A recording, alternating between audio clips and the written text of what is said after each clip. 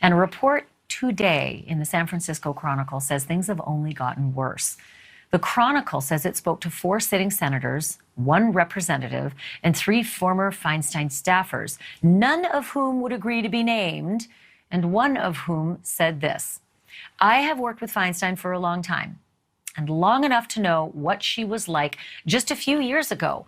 Always in command, always in charge, on top of the details. Basically, couldn't resist a conversation where she was driving some bill or some idea."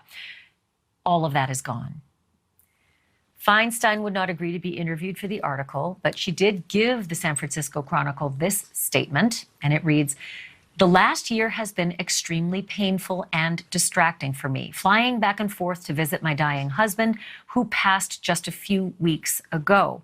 But there is no question I'm still serving and delivering for the people of California, and I'll put my record up against anyone's."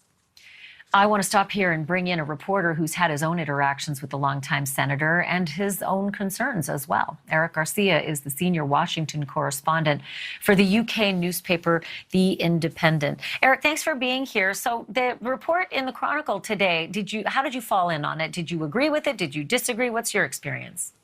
I think it's important to recognize this isn't about age. So you highlighted 3 senators. You highlighted multiple senators. It's important to know that 3 of them, Senator Patrick Leahy, Senator James Inhofe, and Senator Richard Shelby, are all leaving the Senate. I believe Senator Inhofe, I'm pretty sure, is leaving his term early, triggering a special election. But when I talk with Senator Leahy and when I talk with Senator Shelby, their faculties are still there. They're just ready to walk away. And then when I talk with Senator Chuck Grassley, who is running for re-election, love him or hate him, and I was just tweeting this, and my friend Ursula Perano, who's a reporter of the Daily Beast, said this, he's still there.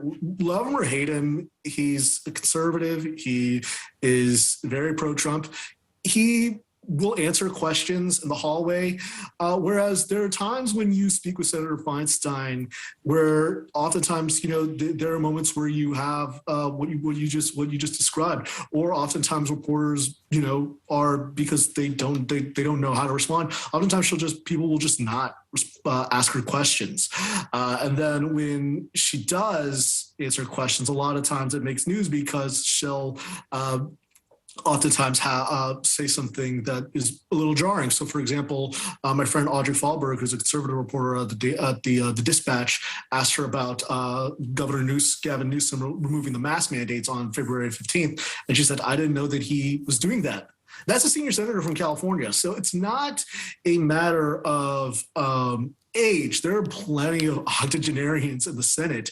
It's a matter of Can I jump in there? Because you actually write about that. I should just let our audience know that your piece today is headlined, "Feinstein's decline is heartbreaking and difficult to discuss, but we can't avoid it." And you're right. Everybody does age differently. And I'm actually going to quote you here. I'm going to quote you back to yourself. Sure. You talk about Chuck Grassley, who is the 2nd oldest sitting U.S. senator, and you say this: "Feinstein's fellow octogenarian, Republican Chuck Grassley of Iowa, is running for re-election and remains incredibly sharp. He operates his iPhone better than I do." So sometimes, we always look for why certain things are said by certain people, and some have attacked Chuck Grassley as well. But the difference between Grassley and Feinstein, you say, is quite profound. It is incredibly noticeable. Look, you can love or hate Chuck Grassley as a conservative Republican. The fact that he has essentially stood side by side, literally stood on a stage with Donald Trump a few, 10 months after the insurrection at the Capitol. But you can't dispute that he's still there. Whereas Senator Feinstein, you're just seeing this video right now of her talking about her assault weapons ban. She was talking about that in 2013. She was still fairly sharp for a long time. She disclosed the activities of torture that were going on in the U.S. government when she was chairwoman of the Senate Intelligence Committee.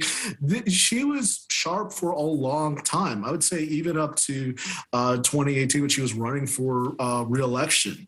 That's why it is so noticeable. This is a woman who is a pioneer in California politics. So I'm taking first person from you because you have covered her, you have had interactions with her as well. But there is also this debate among others that say this is Democrat infighting. They're not happy with her moderate position and they want her out. I've read that Chuck Schumer has basically had interventions with her. There's been sniping from other left-wing Democrats saying, you know, what was that about the Supreme Court hearings with Amy Coney Barrett? We don't need someone like that. How much of this is political? How much of it is genuine altruism? I'd say it's a little bit of both. I think a lot of progressives, it's important to remember Dianne Feinstein came of age. She became mayor of San Francisco after the assassination of George Moscone and Harvey Milk, Mayor George Moscone and Harvey Milk. And she was very much a tough on crime Democrat when she was mayor of San Francisco. She, you know, the assault weapons ban that she authored was in the 1994 crime bill that was ushered by then Senator Joe Biden. So she always has been that way, but in recent years, especially when she ran for re-election in 2018, she changed her, and afterwards she changed her mind on the death penalty. She changed her mind on marijuana. And that, so there's that, but I think also so there's that concern that she is more worried, not necessarily about policy, but more about comedy and more about the old way of going along to get along.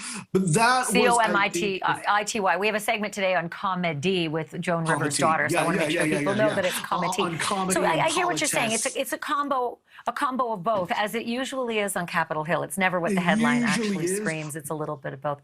Ed, I have to leave it there, but go ahead.